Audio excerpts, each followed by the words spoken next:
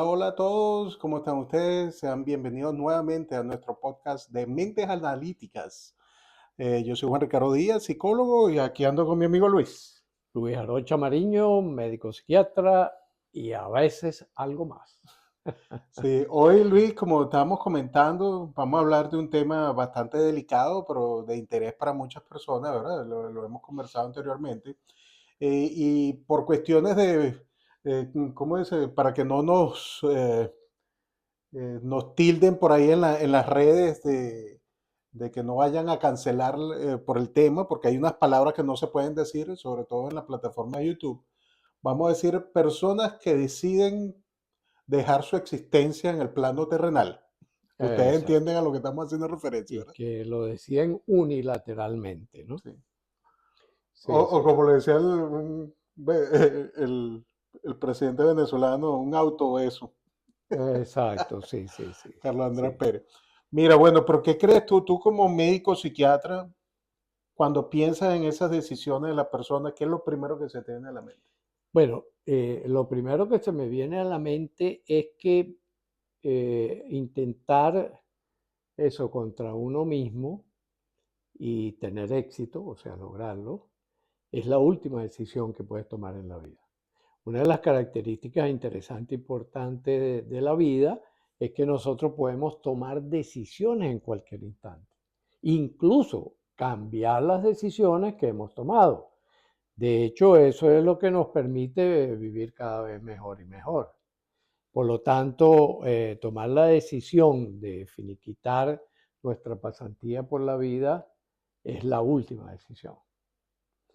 Sí, y Y bueno, estamos comentando que buscamos para la preparación del tema de hoy las estadísticas y son bien, así, a mí me espelucan, ¿no?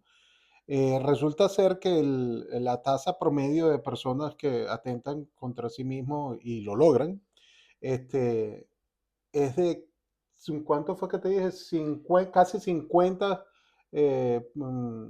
personas por hora, ¿verdad?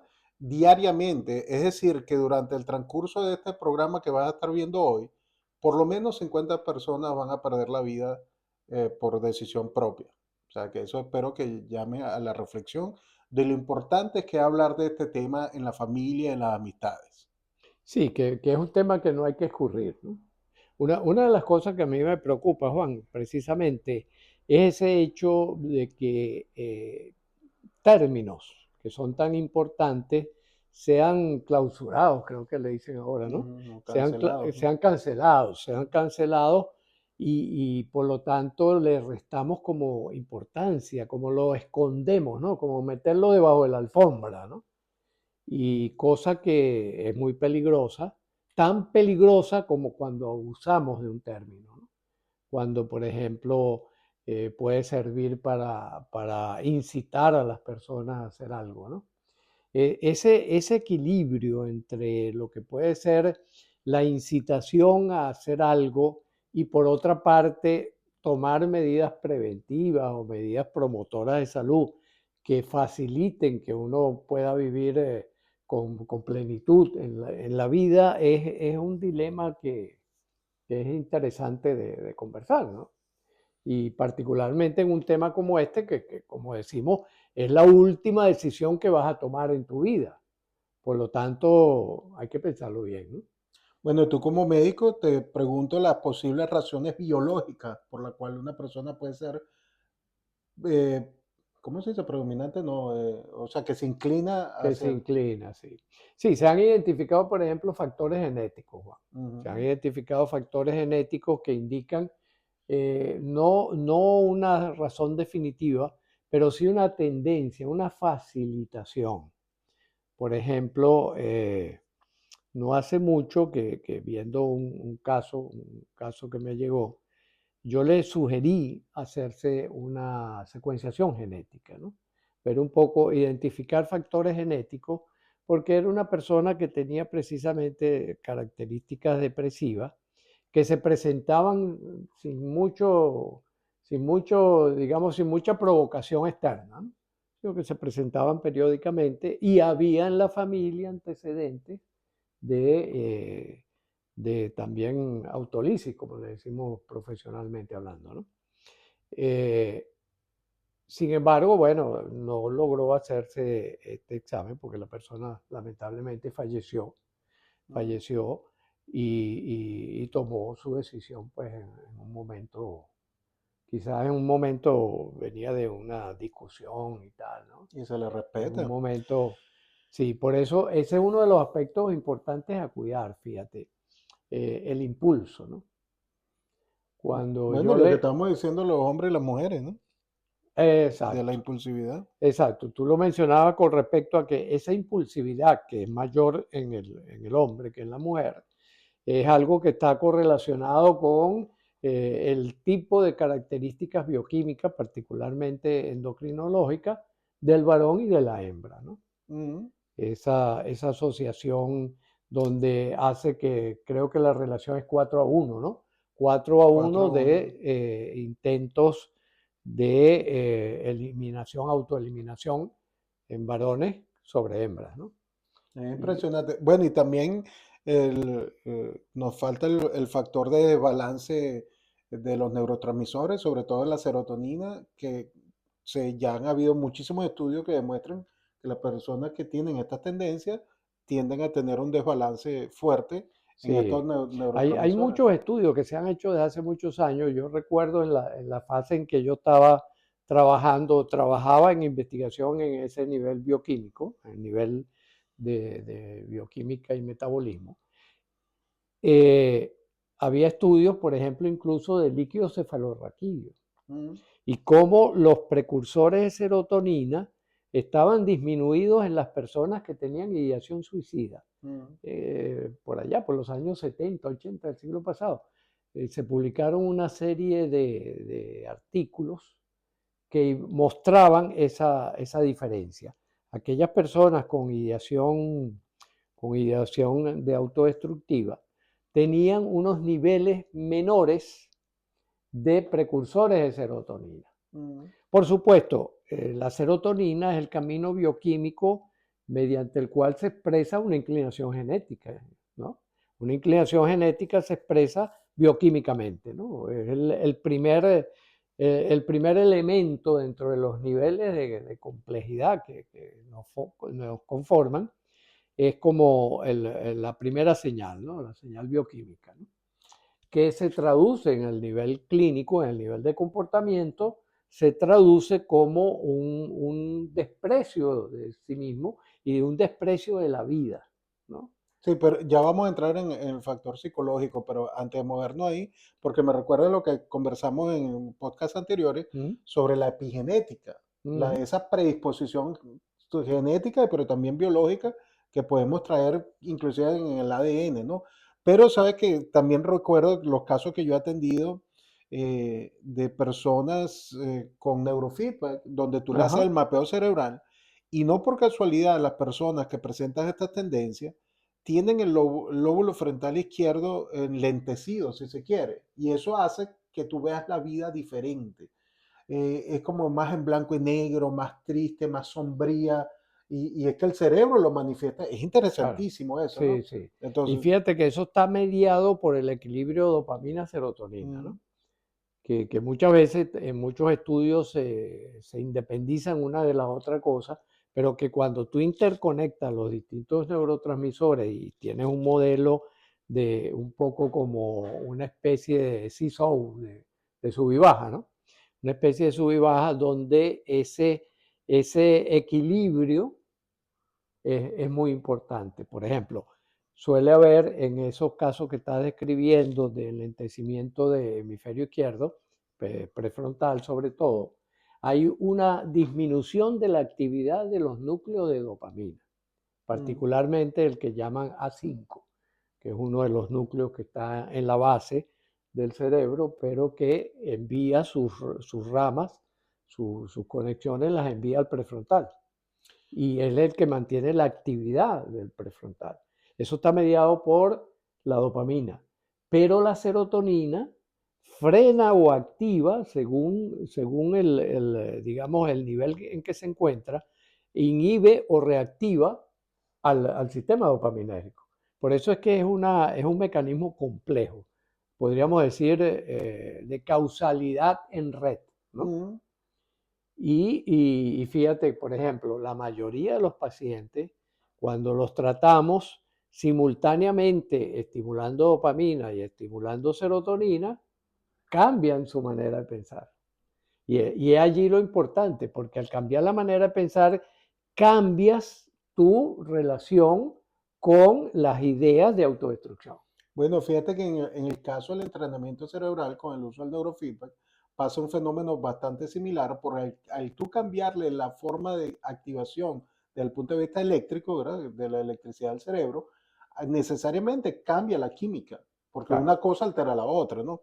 Es bien interesante. Quiero hacer un pequeño paréntesis para recordarle que nos pueden apoyar en este podcast, ¿verdad? Dándole like, suscribiéndose a nuestro canal y recomendándolo, póngalo en la campanita para que le recuerde cada vez que hay un episodio nuevo y así nos ayudarán a que crezca y se disipe esta información que espero sea del agrado y utilidad para todos los que nos escuchan. Muchas gracias. Sí, fíjate, aprovecho esto que estás diciendo para señalar la importancia de que el abordaje terapéutico también tiene que ser complejo. ¿En qué sentido? Si Ujú, yo estoy estimulando bioquímicamente, por ejemplo, dopamina y serotonina, para buscar un balance de equilibrio entre los dos, que es lo que me permite ver con claridad, que la vida tenga colores, ujú, etcétera, etcétera. Eso va acompañado de la posibilidad de cómo estoy disparando esas redes, que es lo que hace el neurofeedback. ujú. Pero también hay que acompañarlo de la psicoterapia. ¿Por Claro. qué? Porque la psicoterapia es la que te llena de contenido esas manifestaciones electroquímicas de lo que está ocurriendo en el cerebro. ¿A qué estoy llamando contenido? Bueno, a las razones, a las justificaciones, a los argumentos que la persona tiene para relatar una u otra conducta, ¿no? Bueno, Por fíjate que ejemplo, cambiar ujú, oye, la vida no vale la pena, a, oye, qué interesante, que llenarme de curiosidad, llenarme de sorpresa y empezar a buscar, oye, qué interesante se está poniendo la vida, ¿no? sí, Ese cambio, ¿no? Es sí, gracias a la unión de varias tácticas o estrategias, ¿no? de la investigación esta que estábamos haciendo para el programa de hoy. Recuerdo la cifra de que cuando las personas hacen psicoterapia reducen el riesgo a un 50%. Es algo Claro. abismal. Y le digo los factores psicológicos más tradicionales para llegar a este tipo de decisiones. El número uno, que es casi el 90% de los casos, es debido a la depresión, donde la persona, como estábamos hablando, empieza a percibir la vida de una manera más negativa y todo eso. Yo personalmente incluyo dos factores bien importantes que son la culpa, cuando la persona carga una culpa mayor, Ujú, obviamente, y le causa eh, eso, y lo otro son pérdidas mayores, ¿no? Eh, donde, por ejemplo, hay personas que tienen mucho apego a otra persona y si la persona falleció o lo que sea, induce a un claro. canal más fuerte de pérdida.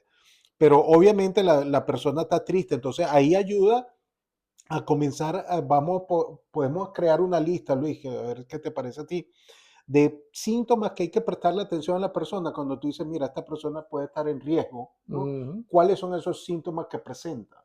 claro. Que tú te puedas dar cuenta fácil de que, mira, aquí está pasando algo. Sí, sí. Fíjate, el otro factor importante es el factor social, Ujú, ¿verdad? Para completar como este círculo de posibilidades de cambio de opinión de la persona con respecto a la decisión que va a tomar, ¿no?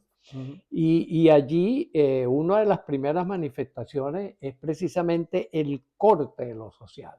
Una persona que venía relacionándose Aislamiento. con su familia, con sus vecinos, simpática, amable, y un buen día se retira, un buen día se Se aísla, aísla. se cierra sobre sí mismo. Es un primer paso importantísimo porque es como que te cierras sobre el cascarón de tu propio cuerpo y de tu propio sistema perceptivo. Esa es una señal importantísima, particularmente en jóvenes. En jóvenes, ¿Por qué? Porque el joven tiene una limitación, ha vivido poco. Sí.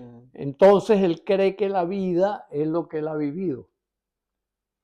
Y si ese que he vivido es una cuestión de sufrimiento, de Mm. dolor, de culpa, y culpa por Dolor, ese era el acusaciones, otro que se hace. ¿verdad? Dolor. Eh, Hace que él crea que no tiene oportunidades, que su capacidad decisoria está ligada a eso que ha estado viviendo hasta ese momento. Y no se abre a la posibilidad, a la perspectiva de que la vida es mucho más que eso, que la vida es mucho más interesante, abundante, prolija, inquietante, ¿no? Bueno, y hay un factor fisiológico que se nos ha pasado, que mucha gente no lo sabe, pero hay una estructura del cerebro que queda justamente aquí en el área prefrontal, que yo le digo que es un callito que se hace con los años, que es la cosa de la toma de decisiones Ujú. y de la prudencia, por llamarlo de algún modo. Eso se desarrolla después de los 21 años. Ante los 21 años nosotros no tenemos esa parte del cerebro y por eso es que cometemos tantas estupideces. Claro, claro, por eso, porque la vida ha sido tan corta y tan inmediata dentro del entorno en que nos desenvolvemos que hace que la persona, por supuesto, crea que eso es lo que le espera, Sí. ¿no? Y no que la vida puede que esté cambiando. Mira, También recuerda que hay que, sobre todo hoy en día en Estados Unidos se ve muchísimo, que es el uso de sustancias, ¿no? Bien sea droga, alcohol, cualquiera de esos, pero sobre todo hoy en día el fentanilo. Se están muriendo muchos jóvenes por sobredosis de fentanilo y yo lo veo como también una forma directa o indirecta, desde el punto de vista psicológico, de quitarse la vida. sí, sí, porque fíjate una cosa importantísima, Juan, que es el hecho de que cuando yo lo que consumo, y aquí estoy hablando de alimentos, estoy hablando de medicamentos, estoy hablando de sustancias prohibidas, cualquier cosa que yo consuma, eso hace que mis circuitos cerebrales tomen un camino u otro. Ujú. Incluso como mecanismo, por ejemplo, adictivo, está el hecho de que voy agotando esas reservas de dopamina, por ejemplo, en el caso de estas sustancias prohibidas, como el polvo blanco, ese Ujú. tipo de cosas, que hacen que, por supuesto, los núcleos de dopamina se hagan insuficientes y entra esa sensación, sobre todo, fíjate, hay un cuadro que es importante, que es cuando la dopamina baja mucho y la serotonina sube. Ahí se presenta un cuadro depresivo Mm. que no es clásico y es reconocible porque tú le das los inhibidores selectivos de la serotonina, que son los clásicos para tratar las depresiones, y la persona empeora. De Empeora, hecho, dice como decía en la letra pequeña, que el ajá, medicamento puede inducir a eso, a claro, quitarte, claro. a La atentar persona contra tu vida. empeora y se deprime todavía más. Ujú. Incluso las ideas de autodestrucción se incrementan cuando es indicado de esa manera. Por eso es que, claro, los controles con el psiquiatra son importantísimos porque son los que permiten que la persona pueda ir detectando si está en el camino equivocado, en este caso con la administración de un medicamento que en general es muy bueno. Y fíjate, desde el punto de vista social, el tomar este tipo de decisiones sigue siendo, a pesar de la tecnología y la información, un estigma y yo diría que hasta un tabú. Y eso Sí, yo creo que hay que eliminarlo, que hay sí, que sí, hablar abiertamente sobre el tema, decir, mira, me siento de esta manera, estos son los pensamientos que he tenido, si tengo plan o no claro, tengo plan, porque eso ayuda a que tu sistema de soporte, que a veces tu propia familia, amigos, lo que sea, claro, te puedan ayudar a salir del hueco, porque es que se pueden salir del claro. hueco. Que allí es donde está el papel de los otros también en la persona, ¿no? Ujú. La red social, ¿no? Si ustedes ven que un joven o una persona, incluso pasa también en mayores, se está aislando demasiado, acérquense, acérquense con empatía, Mm. acérquense con amabilidad, oye, mira, ¿qué está pasando y tal? Porque esa persona, si ustedes ven que se sigue aislando, es un momento de consultar a un profesional. Es el momento de pedir ayuda. Incluso a veces no es la misma persona la que pide ayuda. Es más, cuando la persona empieza ¿cómo se llama? A darle vuelta, a rumiar con el tema de la autodestrucción, se aísla más y tiende a no comunicarlo. ¿Mm? ¿no? Y empieza como a organizar las cosas. A Mira, te organizar. regalo esto, te llevo, pone como todo en orden y ya eso es una señal de que estás planeando algo, ¿no? Exactamente. Entonces, esos son indicadores importantes, también como los indicadores de que esté en estado depresivo. El llanto, la queja, la autoacusación, son cosas que nos Ujú. van sugiriendo que estamos en una línea amarilla peligrosa y que si se cruza esa línea amarilla, pues ya hay el peligro real de que la persona pueda atentar contra sí mismo. Por eso es importante la participación de los otros, los amigos, los familiares, los conocidos, los compañeros de trabajo. Es decir, estar en comunidad, vivir en comunidad y que esa comunidad también atienda a las distintas situaciones personales. ¿Mm? Y hay grupos sociales que están más en riesgo y hay que tenerle mucho cuidado. Por ejemplo, la comunidad LGBT, que hablamos en el episodio pasado acerca de la comunidad. Sobre todo, yo he visto un movimiento muy fuerte de querer atentar contra su propia vida en los transexuales. Es Ujú. muy fuerte, pero más que todo es por el trauma, no es por la cuestión de la sexualidad. Es porque han vivido traumas muy fuertes. Claro. Y si tú no logras superar traumas emocionales, psicológicos del pasado, lo más probable es que quieras atentar. También hay otros grupos que también son sensibles, bueno, como dijimos, también lo de las drogas, pero personas que están pasando por dificultades económicas, o sea, Ujú. agresivas, por llamarlo, o sea, que su mundo cambia radicalmente y vamos a decir que lo pierden todo. Entonces, según las creencias y los paradigmas que tenga la persona, el factor financiero puede ser Sí, sí. Bueno, ¿cómo se dice? acuérdate Un gatillo los para, famosos crack, el crack del 29, el de sí, 2008, ¿no? Por sí, ahí, y hubo. que desencadenó respuestas impulsivas, que allí también hay esa variante que es cuando la persona atenta contra sí de manera impulsiva, Ujú. de forma, digamos, no tan premeditada, sino ante una noticia que lo conmueve, ¿no? Ante una noticia que lo sacude, ¿no? Mire, fenómenos como el que pasamos en el año 2020 con lo de la pandemia, eso incrementó exponencialmente la gente atentando, porque cuando es como que te mueven el piso, cuando pasan fenómenos como Claro, eso, la gente se asusta, se intimida, o sea, claro. como dice, no, esto ya es el fin del mundo, lo que sea. Y entonces es propenso a que sucedan cosas como esa, y hay que estar pendientes, sobre todo con las amistades, los familiares y todo. Mira, cómo te estás adaptando a Ujú. estos cambios, ¿verdad? Lo que está pasando con la sociedad y con todo eso para estar vigilantes, es lo que la invitación que yo les hago a todos, ¿no? Sí, sí. Y también, por ejemplo, podemos tocar un poco aquellos que están basados en creencias, ¿no? La Ujú. autodestrucción por creencia.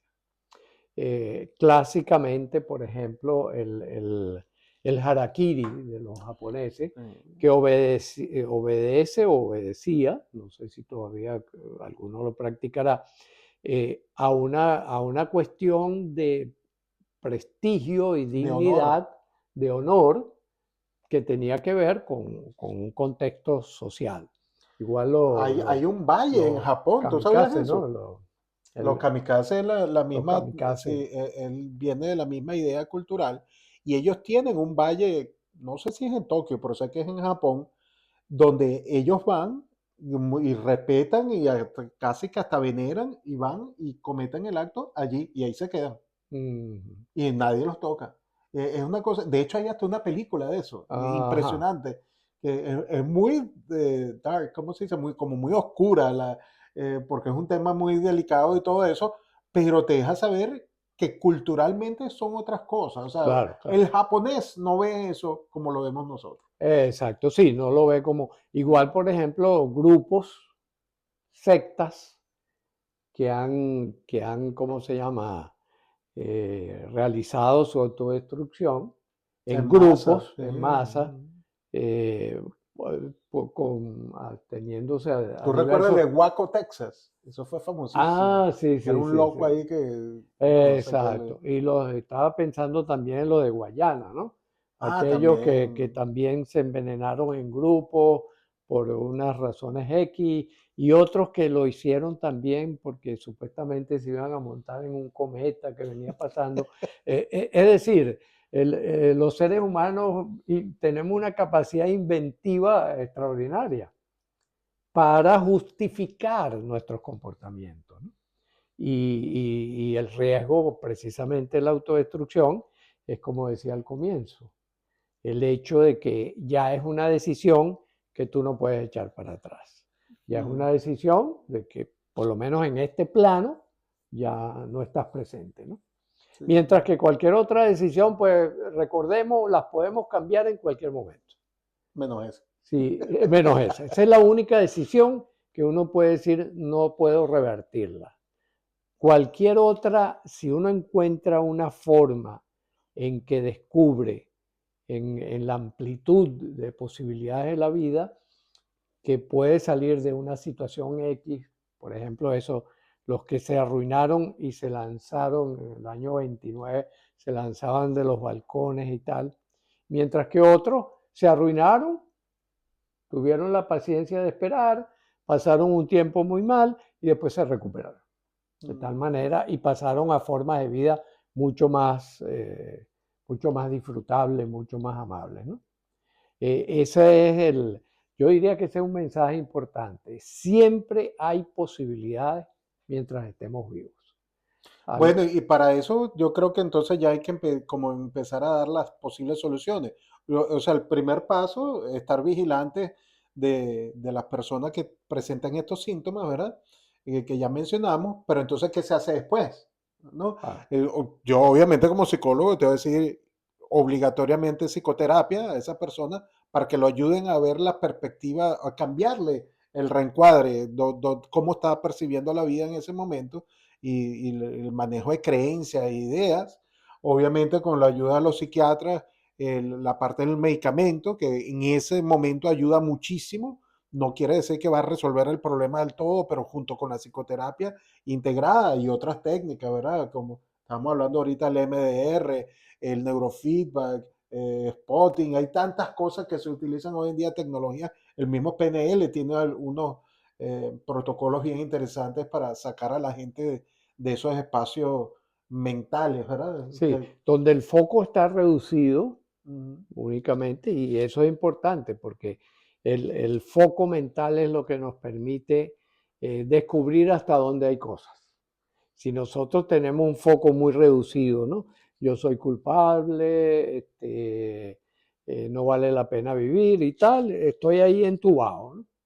o Las no aguanto este posibilidades de abrir dolor. eso, la vida va a continuar, pueden aparecer cualquier tipo de posibilidades y oportunidades. Yo ahí, al ampliar ese foco, dejo de estar sobre ese punto y puedo desplazarme a otras cosas diferentes. Eso lo hacemos con la ayuda de la psicoterapia y de los factores biológicos, ¿verdad? Como son la genética y la epigenética, los factores de orden físico, como puede ser el tipo de estimulaciones que yo puedo recibir, por ejemplo, con un equipo como el neurofeedback, o cambios en la temperatura, tratamientos corporales que van desde masaje, todo ese montón de cosas, ¿verdad? Los cambios sociales y los cambios también de orden espiritual, Eso es, que, que para mí es el más importante porque para mí el factor espiritual me ha ayudado muchísimo a lo largo de mi vida y yo creo que sin él no hubiese estado aquí echando el cuento. Y entonces yo eso siempre lo recomiendo, con mucho respeto hacia las personas que no creen, pero yo le digo, mira, eso es un factor súper importante, el claro, desarrollo espiritual en esos momentos, porque es un punto de apoyo sólido, fuerte, que invita. Que eso también me recuerda, Luis, que creo que lo nombramos en un podcast anterior, yéndonos para la básica de la psicoterapia freudiana, que todo lo que nosotros hacemos en la vida lo hacemos por dos razones únicas, que él lo llamaba el héroe y el tánato, ¿verdad? Ujú. Que es nosotros hacemos lo que sea para evitar el dolor y para ganar un placer. Todo lo que hacemos en la vida lo hacemos por esas dos razones. Entonces hay que reconfigurar, porque si tú quieres, te estás ideando Ujú. acabar el cuento, es porque el dolor que percibes es tan grande que no consigues ningún tipo de Claro, placer. que el dolor supera al placer o al Sí. bienestar. Entonces hay que cambiarlo. Ujú. Sí. Exactamente, hay que cambiar El esa placer de relación. seguir viviendo Sí. y que el dolor es aguantable. O sea, Acostumbro citar a Jorge Luis Borges, ¿no? ¿sí? En su poema De que nada se sabe, donde creo que sí, de que nada se sabe, donde él dice el destino humano de breves dichas y largas penas, porque de alguna manera, pues, es como la lectura que sobre todo Borges, que era profundamente pesimista, era un pesimista optimista, ¿verdad? Planteaba, ¿no? Y nosotros planteamos, bueno, el destino humano de largas dichas y breves penas es la compensación para uno decir, la vida bien vale el esfuerzo que le dedico para sostenerla. Mire, y una cosa curiosa, porque también estamos hablando, como me dijiste que estudiaste también filosofía, la gran mayoría de pensadores que mucha gente sigue y admira, ellos acabaron con sus propias vidas. Me recuerda a Sí, Friedrich sí, Nietzsche, sí, sí, no sé cómo lo pronuncian, pero yo lo pronuncio sí, así. bueno, Pero, y muy joven, por cierto. Él acabó con su vida. Bueno, es que nos vamos tan atrás como la filosofía misma. ¿Cuál fue? Platón. sí, hay El- muchos todo, pesimistas, ¿no? Y no, tal, y se por ejemplo, termina. y hablando de que la vida es dolorosa y dentro de ese análisis, por ejemplo, quizás Schopenhauer, por ejemplo, Ujú. desarrolló mucho la tesis del dolor, la tesis del sufrimiento, ese tipo de cosas. Pero es que en realidad es la existencia del sufrimiento y del gozo, ¿no? Ujú, sí. En un balancín donde nos estamos moviendo. Por eso hablábamos de las penas y de las dichas, ¿no? También, ¿no? En términos borgianos, ¿no? Y penas y dichas conforman ese balancín, ¿no? O sufrimiento, gozo, ¿no? También, que uno puede ver, por ejemplo, incluso personas que uno dice, oye, esta persona debería estar en sufrimiento, ¿no? Personas que nacen con malformaciones congénitas tremendas o limitaciones físicas tremendas, que tú lo ves que están llenos de alegría Mire, y, y ¿quién fue que, el que y dijo que que viven con dame una palanca y mover el mundo? Arquímedes, Arquímedes, bueno, uno necesita en esos momentos un apalancamiento, un una apalancamiento. razón de Claro. vivir, o sea, una motivación. Tienes que conseguir eso y yo creo que se consigue con esa combinación. ¿Qué es eso que yo puedo comenzar a pensar y hacer que me motive a tal punto que me cause mucho placer y me disminuya la intensidad del dolor que yo siento? Exactamente. Esa fórmula Sí, es interesante. igual que la otra ecuación que es placer-gozo, ¿no? El placer como esa respuesta de satisfacción inmediata, de disfrute pleno, que es explosiva, ¿no? Y por Ujú. eso tiene el bajón, que es lo que buscan, por ejemplo, cuando las personas consumen sustancias psicotrópicas Buscan negativas, solo el placer. ¿verdad? Están buscando el placer, esa respuesta inmediata, ¿no? Y el gozo, que es esa satisfacción constante, permanente, profunda, que es la que nos da el entusiasmo para el sentido vital, es la que nos comunica la motivación para uno decir, la vida bien vale la pena o bien vale el esfuerzo, ¿no?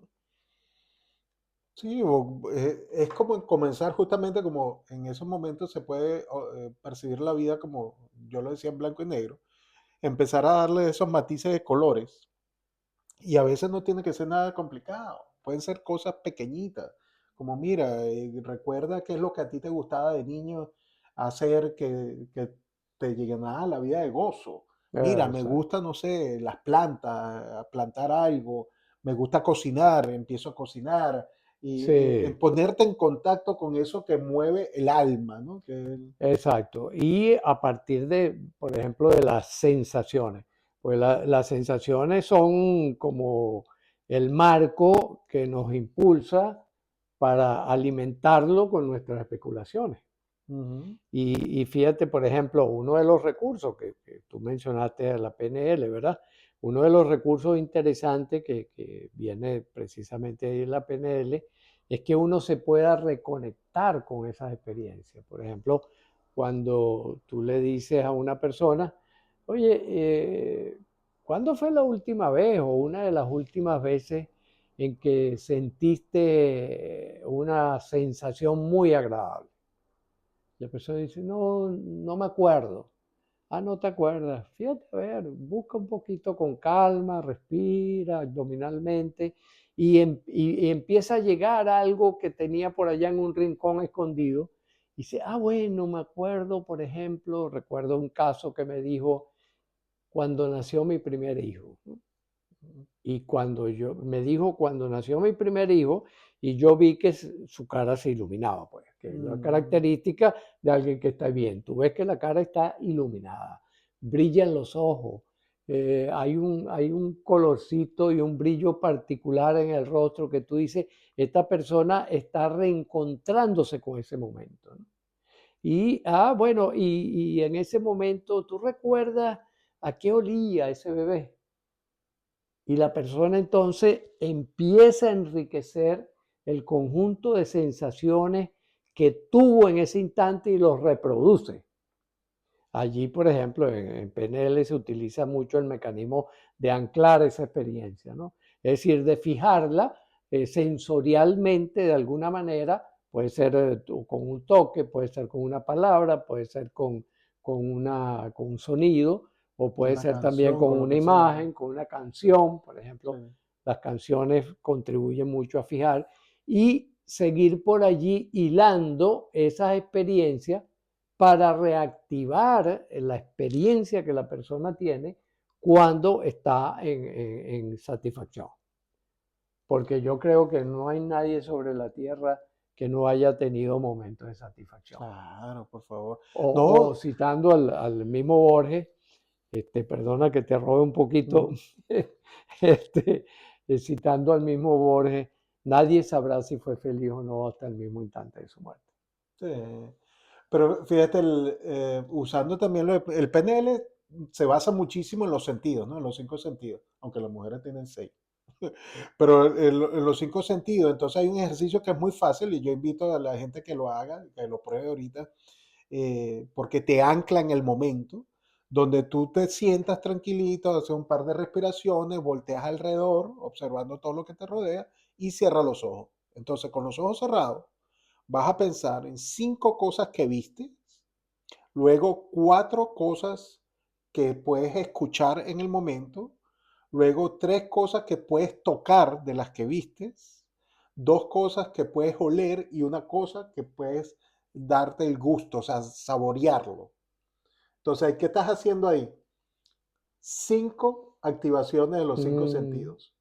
Y eso te hace estar en el momento, en el aquí y el ahora, que uno lo pierde en momentos depresivos. claro, Tú te sí, sí, sí, desconectas de la sí, realidad sí, con sí. el estado depresivo.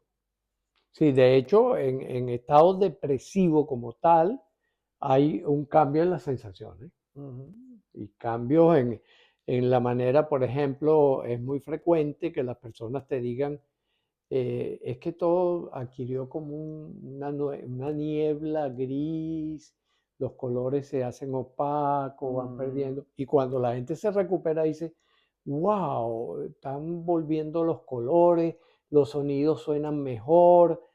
Es decir, estamos alrededor de nuestros sentidos son los órganos de captura de lo que está ocurriendo afuera y adentro. Ellos operan en doble dirección, ¿no? Y esa activación de esa capacidad sensorial del disfrute, por ejemplo, un disfrute mínimo, ¿no? Hacer este movimiento, ¿no? Mm. O sea, tocarse un poco los dedos y cuando tú dices, oye, pero qué divino, ¿no? y eso lo amplificas, ¿no? Es una manera de recuperar pues el sentido de la vida, recuperar el valor de estar presentes en este planeta tan maravilloso. Bueno, y fíjate, dándole valor, eso que se dice tanto y es como trillado, detente y huele las flores, huele una rosa. Exactamente. Y hay que hacerlo porque estás estimulando un sentido específico, lo cual me trae a colación que tú sabes que es interesante porque la línea, vamos a decir, la línea caliente para evitar que la gente atente contra su propia vida, en Estados Unidos tiene 3 dígitos, es como el 911, pero es uno especial para eso. Este, tú llamas y tú sabes lo que te dice la persona que te atiende lo primero. ¿Hacia Mm. dónde estás mirando? Generalmente la gente mira hacia abajo. Dice, bueno, Claro. mira hacia arriba, mira el cielo, mira el techo.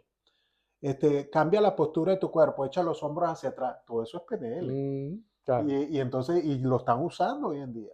Porque al cambiarle la fisiología, Exacto. lo que llama uno el lenguaje corporal, que te empiezas a sentir diferente, ¿no? Y entonces, y es algo casi que mágico, ¿no? Entonces, echa los hombros para atrás, no sé qué más, sonríe, piensa en un momento que no sé qué más, veme diciendo por qué tal, tal, tal. Entonces le vas cambiando como el cuento y la persona obviamente tiene que hacerle todo un assessment, una evaluación donde si ve que hay un riesgo, entonces hay que llamar a la policía, la Sí, cosa, lo que claro, sea. si Pero requiere. si ve Mm. que es manejable, entonces le dice, bueno, lo refiere a un psicólogo, un psiquiatra, lo que sea. Pero la intervención inmediata es cambiarle la postura del cuerpo. Exacto. Sí, yo recuerdo que, por ejemplo, cuando trabajaba en la unidad de comunicación humana y terapia familiar en el posgrado de psiquiatría de allá en Venezuela, yo solía decir, el mejor tratamiento para la depresión es el corsé. El, Ah, sí, porque te el echa, bueno. corsé que te echaba los hombros para atrás y te enderezaba la columna. Y en esa postura es imposible tener pensamientos negativos, ¿no? Sí, Es bueno, una cosa interesante la unión mente-cuerpo, que ya hoy en día, bueno, ya todo este desarrollo en neurociencia del cuerpo, que se está llamando neurociencia del cuerpo, es un descubrimiento maravilloso. tú sabes que yo hace muchos años, creo que fue en el 2011, hice un entrenamiento de estos 4 o 5 días con un motivador que es experto en PNL, que es Anthony Robbins, no Tony Mm, Robbins, y UPW, se llama UPW, que es Unleash the Power Within, o sea, como suelta el poder que tienes mm, dentro. Y él te enseña varias técnicas, es impresionante, sobre todo yo como psicólogo, a mí me llamó mucho la atención el poder que tiene un ejercicio que él te hace el primer día. Te sientas, estás sentado en tu silla escuchando, y dice, bueno, baja los hombros, ve hacia abajo, mm, recuérdate un momento triste de tu vida. Entonces casi que te pones a llorar ahí en el momento, ¿no? Y de repente dice, párate, echa los hombros para atrás, ve para arriba, sonríe, piensa un momento tal, no sé cuánto tiempo pasó entre uno y el otro. O sea, mm, segundos. Y segundos, dice, eso claro. es para demostrarte lo rápido que tú puedes cambiar un estado de ánimo dependiendo de lo que estés haciendo y cómo te estés Exacto, comportando claro. del el cuerpo y la mente, esa conexión. O sea, la fisiología con la psicología las une y puedes mover hacia donde tú Sí, quieras. sí, sí. Es Incluso, espectacular. por ejemplo, una recomendación es cuando uno se despierta, ese momento, ese duermevela en que estás todavía entre dormido y despierto, es decir, estás viniendo de tu mundo interior y te vas a conectar con el mundo exterior. Generalmente vienen ideas a la cabeza, generalmente viene algún pensamiento. Si en ese momento tú dices, ok, me preparo para la actividad, me estiro, con lo cual hace que yo empiece a tomar un tono que vengo de relajación profunda, empiezo otra vez a poner a tono toda mi musculatura, ¿ya? Me estiro y pienso, por ejemplo, en las cosas interesantes que quiero hacer. Y ahí vas a recibir la orden, párate. Tú sabes que ahorita que mencionas eso, Luis, yo como que permanezco mucho tiempo en ese estado, En ese porque estado, de que yo me en la despierto hasta que me transición. tomo el café, pasa un rato largo, ¿no? Porque yo realmente me despierto después del café. Yo, ¡pum! Ahora sí Ah, estoy despierto, pero antes estoy así en ese mundo medio claro, nubloso, claro, que claro. no, Entonces no sé si estoy despierto. una forma de acelerarla es esa, que empezar a dirigir el cuerpo desde el estiramiento, que es algo que sabían los antiguos del mundo oriental y que siempre lo ponían en práctica, que es que uno se despierte como el gato. Estirándote, Hacer ¿no? esos estiramientos que ponen a tono una musculatura que había estado muy relajada, que es parte del proceso del sueño, mantenimiento y reparación oportuna del cuerpo, y pasar otra vez al momento de voy a entrar en actividad. Es decir, voy a entrar en construcción, voy a No, entrar en listo para la continuar acción. viviendo, Ujú. haciendo cosas interesantes, tomando decisiones que me permitan disfrutar y vivir lo mejor posible, cualquiera que sea la circunstancia en que nos encontremos. Mira, creo que en el episodio número 3 que hablamos sobre la diferencia entre depresión y ansiedad, depresión y ansiedad, pero entre depresión y tristeza, porque Ajá, es importante estos temas, que a veces una persona lo que está es triste, no está deprimida y no exacto. corre riesgo de atentar contra su vida.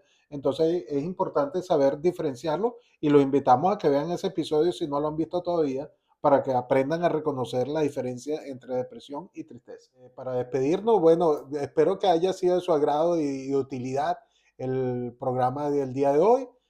Yo me despido y lo dejo con Luis. Bueno, como de costumbre, bueno, los esperamos para el próximo podcast, que todavía no tenemos tema, ¿no? Pero si quieren sugerirnos temas, por supuesto, envíenos la información y vamos estudiando nuestro próximo podcast. Mientras tanto, les pido como de costumbre, un abrazo y seguimos. Hasta luego. La esperanza colocada detrás de la ilusión supera con creces cualquier dato externo. En lugar de vivir en 140 caracteres, es preferible una vida de muchas páginas. 500, más.